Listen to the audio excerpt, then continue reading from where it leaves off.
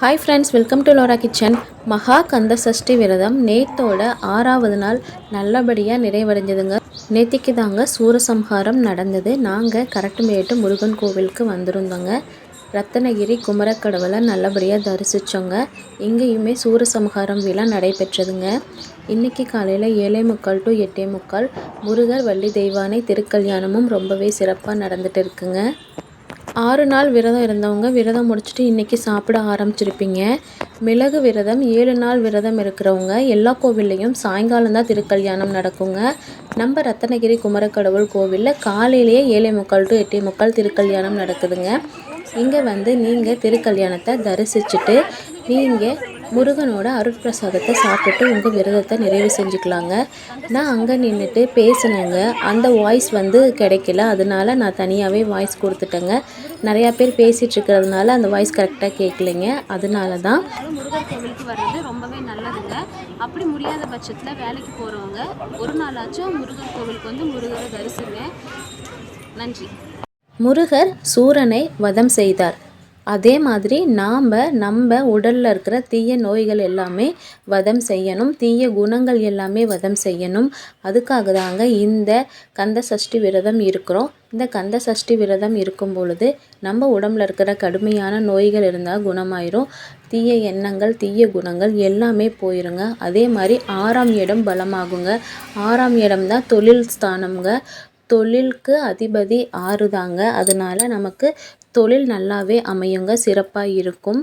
அங்கே வந்து குமாரஸ்தவம் போர்டு வச்சுருந்தாங்க கோவிலில். குமாரஸ்தவம் போர்டு பார்த்துட்டு குமாரஸ்தவம் நானும் படிச்சுட்டு அப்படியே முருகரை தரிசிச்சுட்டு வலம் வந்துட்டு நிறைவாக இருந்துச்சுங்க எங்களுக்கு இந்த நாள். நீங்கள் எல்லோரும் கோவிலுக்கு போனீங்களா அப்படின்னு சொல்லிட்டு சொல்லுங்கள். அப்படியே கோவில் நான் உங்களுக்கு சுற்றி காட்டுறேன் பாருங்கள். இதுதான் நம்ம கீழேருந்து மேலே வரும்போது இருக்கிற ஆர்ச்சுங்க. இது வந்து கீழேருந்து நம்ம மேலே ஏறி போகிற ஆர்ச்சு. யார் யாரெல்லாம் கரட்டுமேட்டில் இருக்கிற ரத்தனகிரி குமரக்கடவுளை தரிசிச்சிருக்கீங்க அப்படின்னு சொல்லிட்டு சொல்லுங்கள். தரிசிக்காதவங்க கண்டிப்பாக வந்து தரிசிங்க. ரொம்பவே சக்தி வாய்ந்த கடவுளுங்க.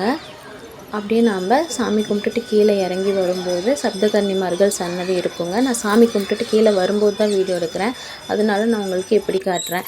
அடுத்தது இடும்பன் சன்னதி வருங்க. நம்ம கீழேருந்து மேலே ஏறும்போது முதல்ல இடும்பன் கிட்டே நம்ம அனுமதி வாங்கிட்டு அதுக்கப்புறம் சப்தகன்னிமார்கள் பார்த்துட்டு தான் நம்ம மேலே போவோங்க. இதுதான் என்ட்ரன்ஸுங்க. என்ட்ரன்ஸில் பாருங்கள் 2 நந்தியம் பெருமான் இருப்பாங்க. பக்கத்தில் வந்து சக்தி இருப்பாங்க. வேல் வச்சு வழிபாடு பண்ணுவாங்க. முதல்ல நாம் உள்ளே நுழையும் பொழுதே பிள்ளையாரை வணங்கிட்டு தான் உள்ளே போகணுங்க. எந்த ஒரு செயலை தொடங்கும் போது நம்ம பிள்ளையாரை வணங்கிட்டு தான் செய்வோம். அதே மாதிரி நாம் இதுதாங்க என்ட்ரன்ஸு. இங்கேருந்து நேராக உள்ளே வரும் பொழுது விநாயகரை வணங்கிட்டு அதுக்கப்புறம் நம்ம சக்தி வேலை தரிசிச்சுட்டு அதுக்கப்புறம் நந்தியம் பெருமானை பார்த்துட்டு அதுக்கப்புறம் நம்ம மேலே ஏறி போகும்போது இடும்பன் வருவார். இடும்பனை தரிசிச்சுட்டு சப்தகன்னிமார்கள் தரிசித்து அதுக்கப்புறம் மேலேயும் விநாயகர் இருக்காருங்க. அதுக்கப்புறம் வேலுக்கு தனியாக சன்னதி வச்சுருக்காங்க. அப்படியே சுற்றி வரும்பொழுது நமக்கு முருகரோட சன்னதி வரும். அதுக்கு முன்னாடி அங்கேயும் ஒரு துர்க்கை அம்மன் இருக்காங்க. துர்க்கை அம்மனை தரிசித்து வரும்போது நம்ம முருகரை கும்பிட்டுட்டு நம்ம வழிபாட்டை நிறைவு செஞ்சுக்கலாங்க. எங்களுக்கு இந்த நாள் ரொம்பவே சிறப்பாக போச்சுங்க. நீங்களாம் கோயிலுக்கு போனீங்களான்னு சொல்லுங்கள். இதுதான் நம்ம திருக்கல்யாணத்தோட அந்த என்ட்ரன்ஸ் போர்டும் வச்சுருந்தாங்க. அதுவும் நான் உங்களுக்கு கொடுத்துருக்கேன். அனைவரும் வருக, முருகன் அருள் பெறுக. இந்த வீடியோ பிடிச்சிருந்தா நம்ம சேனலை மறக்காமல் சப்ஸ்கிரைப் பண்ணிக்கோங்க.